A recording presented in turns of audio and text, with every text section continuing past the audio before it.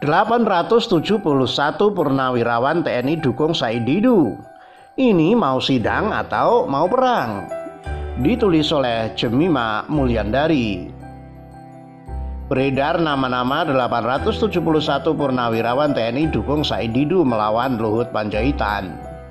Saya ngakak sampai keselak saat membaca judul sebuah berita yang menyatakan jika Said Didu didukung oleh 871 purnawirawan TNI dalam kasusnya melawan Jenderal TNI Luhut Binsar Panjaitan.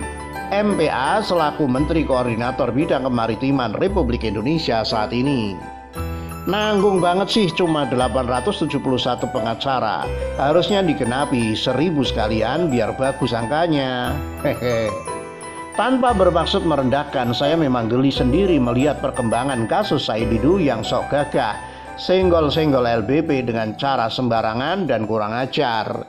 Intinya Said Didu tidak bisa membedakan antara kritik dan sentimen pribadi. Setelah genderang perang yang ditabuh Said Didu diladeni betulan oleh Luhut yang akhirnya melaporkan Said Didu ke polisi dengan laporan dugaan pencemaran nama baik, Said Didu langsung kelimpungan kelabakan, kelihatan belang kepengecutannya. Lucu kan jadinya? Berikut ini akan saya bahas beberapa kelucuan lainnya tentang kasus Said Didu vs LBP ini, terutama di bagian Said Didu didukung oleh 871 purnawirawan TNI yang tergabung dalam tim advokasi Said Didu. Pertama, mengurangi tingkat pengangguran pengacara kadrun. Dari perkataan dan tingkah laku Said Didu selama ini sudah bisa kita tebak Said Didu ini masuk dalam golongan yang mana. Kampret, kadrun, whatever lah. Tak perlu saya terangkan panjang lebar, sudah jelas semuanya. Untuk gampangnya kita pakai istilah Said Didu ini masuk golongan kadrun ya. Menerangkan di bagian ini saja teringat sebuah pepatah dalam bahasa Inggris yang mengatakan birds of a feather flock together. Artinya burung yang sejenis bulunya akan berkumpul bersama. Kadrun berkumpul dengan kadrun, itu artinya Said Didu juga didukung 871 pengacara kadrun. Lumayan juga kasus Said Didu vs LBP ini bisa mengurangi tingkat pengangguran yang sedang tinggi-tingginya akibat wabah corona yang sedang melanda negeri ini. Setidaknya ratusan purnawirawan TNI yang tergabung dalam tim advokasi Said Didu ini jadi ada kerjaan baru. Kedua, itu mau sidang atau mau perang? Mengapa 871 purnawirawan TNI masuk dalam tim advokasi Said Didu? Ada beberapa pertanyaan yang bisa kita renungkan bersama. Pertama, itu mau sidang atau mau perang? Kedua, apakah dengan penghimpunan ratusan pengacara seperti itu otomatis membuktikan Said Didu benar? Di artikel sebelumnya sudah pernah saya tuliskan, sekalipun Said Didu menggandeng Tuhan sebagai pembelanya dalam kasus ini, Said Didu tetap akan kena batunya sebab kunci penyelesaiannya masalah ini cuma minta maaf.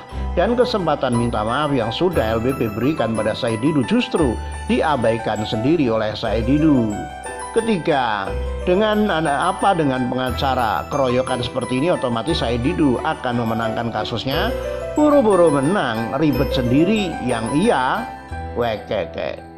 Mengkoordinasi ratusan orang seperti itu bukan hal yang mudah, apalagi jika masing-masing dari mereka merasa paling pintar, paling tahu dan paling jago seperti kebiasaan yang sudah dipertontonkan para kadrun selama ini. Sudah bisa dipastikan kehebohan yang terjadi dalam kumpulan para kadrun ini. Belum lagi ntar ada yang pengen eksis rebutan, pengen masuk sidang, pengen masuk TV. Jadi melihat pengacara Said Didu jumlahnya sebanyak ini sama saja sedang melihat kepanikan Said Didu yang membutuhkan pembenaran. Dan cuma orang yang bersalah yang butuh pembenaran semu seperti ini.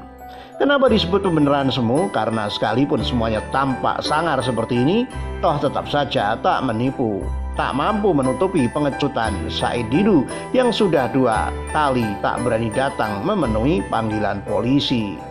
Sikap pengecut seperti ini sangat memalukan bagi saya, apalagi tim advokasi Said Didu isinya ratusan purnawirawan TNI yang identik dengan ketegasan dan kegagahan tak menghiraukan yang namanya hidup atau mati. Yang namanya prajurit TNI sejati itu akan selalu menunaikan panggilan negara dengan gagah berani sekalipun nyawa yang jadi taruhan. Nyatanya Said Didu tidak memenuhi panggilan pertama dan kedua pihak kepolisian dengan alasan mematuhi ketentuan pembatasan sosial berskala besar. Alasan yang tampak bijak padahal kagak. Yang jelas Said Didu mangkir tak mau dengan alias pengecut. Bagaimana bisa Said Didu yang selama ini suka memojokkan bahkan menghina pemerintah tiba-tiba jadi sok alim, sok bijak mengaku taat pada aturan PSBB yang dikeluarkan pemerintah? Cuma orang munafik yang bisa melakukan hal seperti ini. Semua dibolak-balik sesuai kepentingan pribadi dan golongannya. Kemunafikan seperti ini jelas dipicu oleh yang namanya ketakutan. Ketakutan pada virus corona, juga ketakutan jika akhirnya nanti dirinya dinyatakan bersalah. Itulah Said Didu. Akhirnya saya bisa mengambil kesimpulan kasus Said Didu ini sebetulnya sangat sederhana. Berani karena benar, takut karena salah. Semakin Said Didu ruwet beralasan ini itu, tak mau datang memenuhi panggilan polisi. Hal itu membuktikan dengan sendirinya pribadi Said Didu yang munafik sekaligus pengecut. Dan sikap seperti ini jelas bukan sikap seorang TNI, sekalipun sudah purnawirawan. Ditulis oleh Jemimah Mulyandari, dilansir dari siwet.com.